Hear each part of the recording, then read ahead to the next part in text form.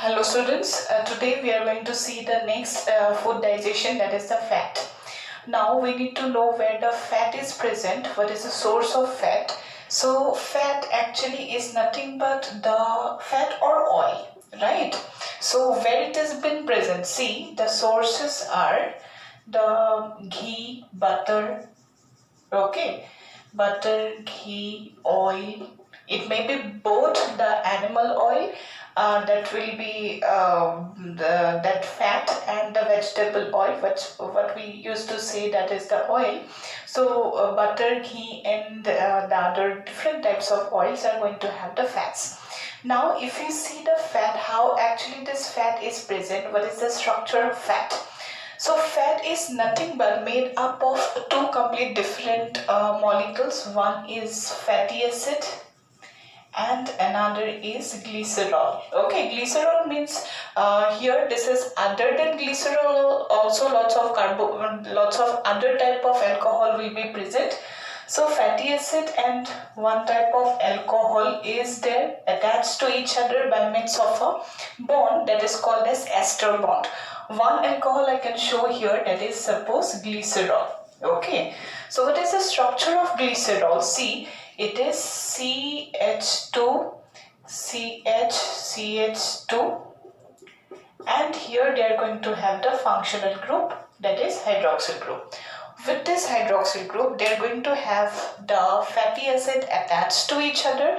So this fatty acid is a long chain fatty acid, will have the carboxylic acid that will be, suppose here this is one fatty acid, this is the second fatty acid and this is the third fatty acid. Okay, so this red color structure, this is the glycerol. With the glycerol, by means of one ester bond, it attached to the fatty acid and we are going to have the fats, right? So this structure, whenever we take the fat, that is actually in what stage, that is the triglyceride. So whenever we see this structure, this is actually the triglyceride because it is going to have the three fatty acid, right, attached to the glycerol molecule by means of the ester bond.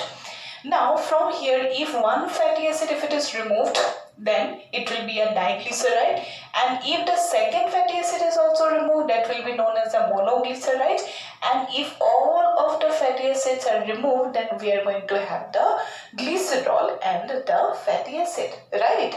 So just see, whenever it comes to the digestion of the fat, then where does it occur? See, first of all, whenever we take the food into the mouth, in the mouth the fat will not be digested.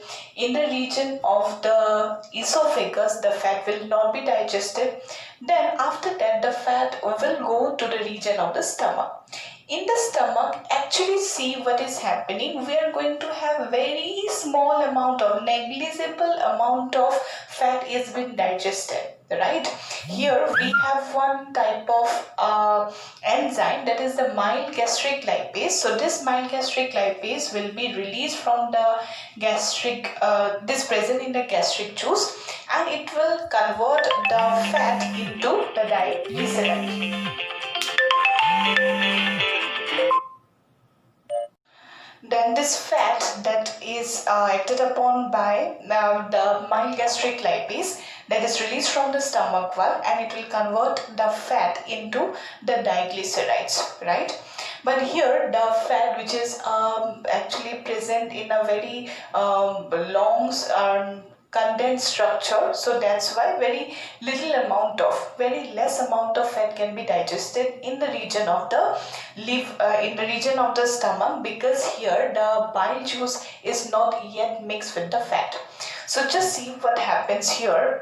Just after that, fat that is present in the stomach region, whenever it is reaching to the region of the duodenum, what happened in the duodenum? In the duodenum, what we have, the liver, right?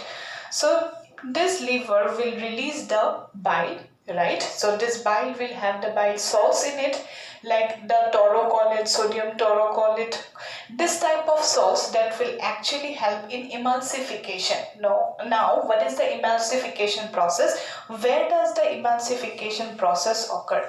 Right, so emulsification process actually is occurring in the region of duodenum whenever the bile salts act on the large lipid molecule. See, this is the large lipid molecule, and this lipid molecule will be acted upon by the bile salts, right? And it will be emulsified into the smaller droplets. Okay, so whenever the large lipid will convert into the smaller droplets, what we can say, this is known as the emulsification of fats. Now whenever the fat is being emulsified, then after that what happens, right? So this lipid, which is a large molecule, is now converted into the smaller molecule. So already we have seen it. Now after that, just see what happened. The food means the fat and oil that is going to the region of the next part, that is the jejunum and in the ileum. So already you can see here the bile that will work on the fat, that will emulsify the fat into the smaller droplets. Then here what will happen, we are going to have the pancreas. Pancreas will have the pancreatic lipase, and yes, the intestine will also have the same lipase enzyme. So this emulsified fat, whenever it is reaching to the region of the jejunum and the ileum, then both the pancreatic and the intestinal lipase enzyme will start to break the ester bond. So whenever it hydrolyzes the first ester bond, then we are going to have one fatty acid and a diglyceride. Then the same lipase enzyme will break the second bond, and it will get monoglyceride and 2 fatty acid. And after that, the last lipase that will break the complete 3 ester bonds, and we are going to have 3 fatty acids and the glycerol. So whenever the glycerol and the fatty acids, they get separated and separated by the ester bond, what we are going to have, we are going to have complete digestion of the fats. So digestion of fat is completed. So that's all about the fat digestion. I hope you understand. Now after that, let's just move to the next type of digestion, that is the nucleic acid digestion.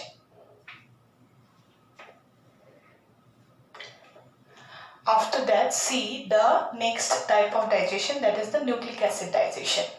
Now this nucleic acid, where does the nucleic acid present? You can see any type of cell whenever we take, it may be animal or the plant, the cell is made up of what?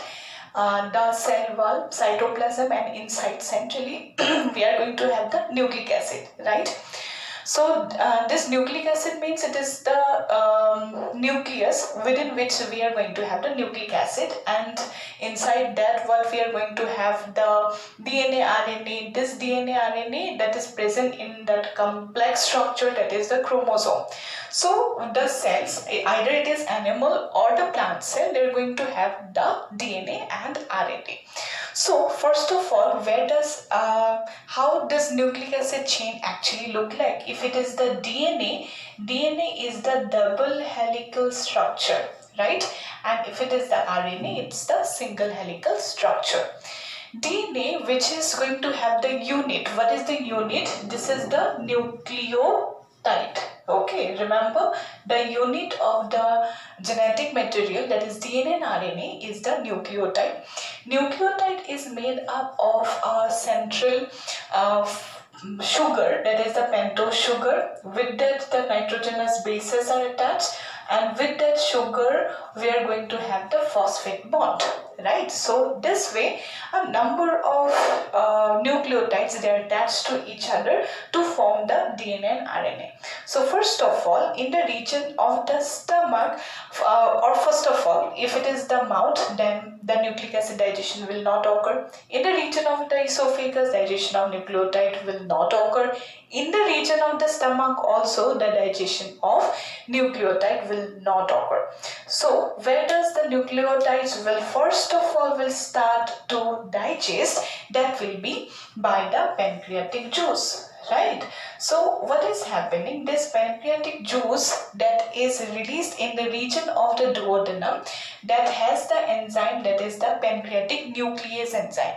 So this nuclease enzyme will act on the genetic material DNA and RNA to its unit. What is that? Nucleotides. It will break the DNA and RNA into its simple unit, that is the nucleotide. But this nucleotide have to be further digested. So how does the nucleotide digestion will occur? It is in the region of the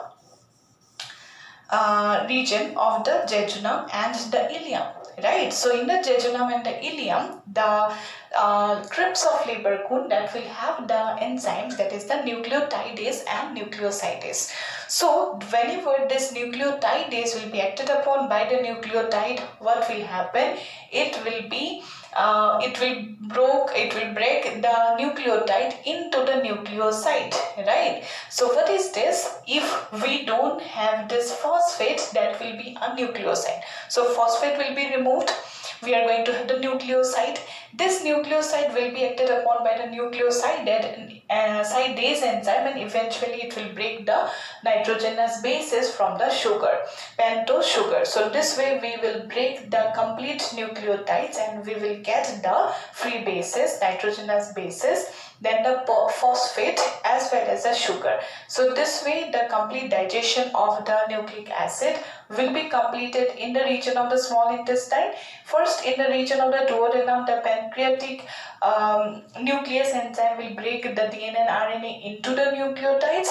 Then in the region of the jejunum and the ileum, the sulcus entericus, the crypts of Leber-Kuhn, whenever it will release the enzymes nucleotidase, it will break the nucleotides into nucleoside and the phosphates. So here obviously we are going to have the phosphate. That phosphate will be removed.